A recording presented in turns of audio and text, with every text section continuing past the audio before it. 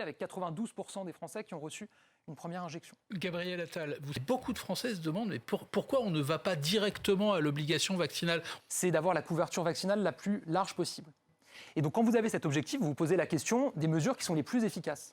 Rendre le vaccin obligatoire. Effectivement, vous avez des pays, je pense à l'Autriche, à la Grèce, il me semble à l'Allemagne, qui ont dit on va rendre le vaccin obligatoire. On va mettre l'obligation dans la loi et on va sanctionner d'une amende ceux qui seraient contrôlés sans être vaccinés. Est-ce qu'on a constaté dans ces pays une augmentation très forte des personnes primo-vaccinées après ces annonces ? La réponse est non. Nous, on a choisi une autre stratégie qui est de dire on met des contraintes fortes avec le pass sanitaire et le pass vaccinal. Et nous, on a fait le choix, encore une fois, du pass sanitaire puis du pass vaccinal. Et on l'a fait avec des résultats. Après l'annonce du pass sanitaire cet été, c'est 12 millions de Français qui sont allés se faire vacciner.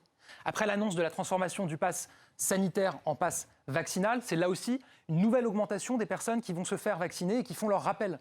Encore une fois, en termes de couverture vaccinale, en termes de campagne de rappel, on est très haut dans les classements des pays dans le monde. Ça veut dire évidemment qu'il faut continuer à aller plus loin, qu'il faut continuer à prendre des mesures. C'est ce qu'on continue à faire et c'est pour ça qu'on veut que le pass vaccinal puisse entrer en vigueur rapidement.